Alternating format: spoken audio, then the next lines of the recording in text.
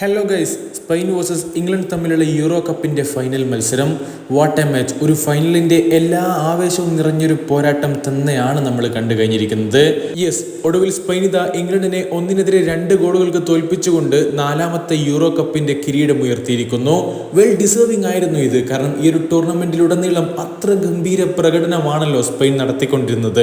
എന്തായാലും 1964, 2008, 2012 എന്നീ വർഷങ്ങൾക്ക് ശേഷം സ്പെയിൻ യൂറോ കപ്പിൻ്റെ കിരീടം വീണ്ടും സ്വന്തമാക്കുന്നു. എന്നാൽ ഇംഗ്ലണ്ട് ഒരിക്കൽ കൂടി അവരുടെ കിരീടമോഹം ഫൈനലിൽ കൊണ്ടുപോയി അവസാനിപ്പിക്കുന്നു. അതെ, തീർച്ചയായിട്ടും അവരെ സംബന്ധിച്ചിടത്തോളം അൺലക്കിയസ്റ്റ് ആയിട്ടുള്ള ഒരു ടീമാണെന്ന് നിസ്സംശയം പറയാൻ പറ്റും. ഹാരി കെയ്ൻ, അദ്ദേഹത്തെ കുറിച്ച് ഓർക്കുമ്പോൾ സങ്കടമുണ്ട്. തീർച്ചയായിട്ടും അദ്ദേഹത്തിന്റെ കരിയർ ഇപ്പോഴും ഒരു ട്രോഫി ഇല്ലാതെ തുടരുകയാണ്. എന്തായാലും വിഷയത്തിലേക്ക് വരാം. ഈ ഒരു മത്സരത്തിൽ ആദ്യ പകുതിയിൽ 2 ടീമുകളും വളരെ കരുതലോടുകൂടി കളിക്കുന്ന കാഴ്ചയാണ് നമ്മൾ കണ്ടത്. അതുകൊണ്ട് തന്നെ അധികം അവസരങ്ങൾ ഇരു ടീമുകൾക്കും ആദ്യ പകുതിയിൽ സൃഷ്ടിക്കാൻ സാധിച്ചിട്ടില്ല എന്നുള്ളത് തന്നെയായിരുന്നു യാഥാർത്ഥ്യം. പിന്നീട് സെക്കൻഡ് ഹാഫ് ആരംഭിക്കുന്നു. കളിയുടെ 2ാം പകുതിയുടെ തുടക്കത്തിൽ തന്നെ സ്പെയിൻ ഗോളടിക്കുന്ന കാഴ്ചയാണ് നമ്മൾ കണ്ടത്. യെസ്, 47ാം മിനിറ്റിലാണ് ഗോൾ പിറക്കുന്നത്. ലാമിൻ യമാൽ നൽകിയ സുന്ദരമായിട്ടുള്ള ഒരു പാസിൽ നിന്ന് നിക്കോ വില്യംസ് പിക്ഫോർഡിനെയും കീഴ്പ്പെടുത്തിക്കൊണ്ട് സ്പെയിനിന് ലീഡ് നൽകുന്നു. യമാലിന്റെ ഈ ഒരു യൂറോ കപ്പിലെ 4ാമത്തെ അസിസ്റ്റ് കൂടിയാണിത്. ഒരു കാര്യം എടുത്തു പറയണം. എന്തായാലും ഈ ഒരു ഗോളിന് ശേഷം കാര്യങ്ങളൊക്കെ മാറി മറിഞ്ഞു. പിന്നീട് ഇരു ടീമുകളും നന്നായി തന്നെ അറ്റാക്ക് ചെയ്ത് കളിക്കുന്ന കാഴ്ചയാണല്ലോ നമ്മൾ കണ്ടത്. മത്സരത്തിന്റെ 60ാം മിനിറ്റിൽ ഹാരി കെയ്നെ പിൻവലിച്ചുകൊണ്ട് വാറ്റ്കിൻസിനെ കളത്തിലിറക്കുന്നു. കളിയുടെ 65ാം മിനിറ്റിൽ യമാലിന്റെ ഗോളെന്ന് ഉറപ്പിച്ചൊരു ഷോട്ട് പിക്ഫോർഡ് തടഞ്ഞിടുന്നതൊക്കെ നമ്മൾ കണ്ടിട്ടുണ്ടായിരുന്നു. പിന്നീട് സബ്ബായി എത്തിക്കൊണ്ട് പാൾമർ ഇംഗ്ലണ്ടിന് സമനില നേടിക്കൊടുക്കുന്ന ഒരു മനോഹര കാഴ്ച നമ്മൾ കണ്ടു. 73ാം മിനിറ്റിൽ വലതുവിങ്ങിൽ നിന്ന് സാക്ക ആരംഭിച്ച അറ്റാക്ക് ബെല്ലിംഗ്ഹാമിലേക്ക് എത്തുന്നു.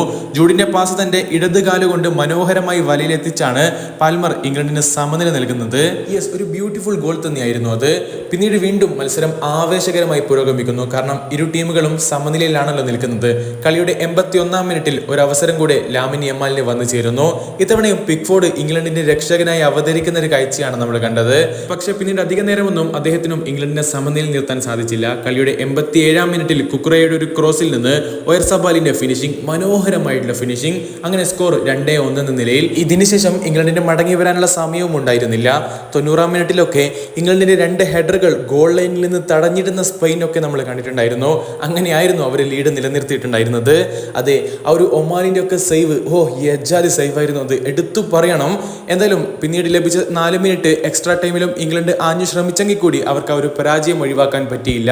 അതെ, ഇംഗ്ലണ്ട് വീണ്ടും ഫൈനലിൽ തോറ്റിരിക്കുന്നു. ഹാരി കെയ്ന്റെ കരിയർ ഒന്ന് നോക്കുകയാണെങ്കിൽ അദ്ദേഹം എത്ര ഫൈനലുകൾ കളിച്ചിരിക്കുന്നു. പക്ഷെ ഇതുവരെ ഒരു കിരീടം പോലും നേടാൻ സാധിച്ചിട്ടില്ല. ചെറിയൊരു കണക്കാണ് നിങ്ങളിവിടെ കാണുന്നത്. 2 തവണ കാരബോ കപ്പിന്റെ ഫൈനലുകളിൽ തോറ്റു. അതേപോലെ ഒരു തവണ UCL ഫൈനലിൽ തോറ്റു.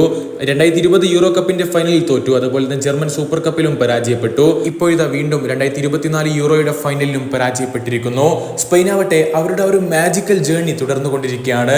യൂറോ കപ്പിലെ 4ാമത്തെ കിരീടമാണ് ഇപ്പോൾ സ്പെയിൻ ഉയർത്തിയിരിക്കുന്നത്. എന്തായാലും കഴിഞ്ഞ ഒരു മാസക്കാലമായി നമ്മളെ ആവേശത്തിന്റെ മുൾമുനയിൽ നിർത്തിയിട്ടുള്ള യൂറോ കപ്പ് അവസാനിച്ചിരിക്കുന്നു.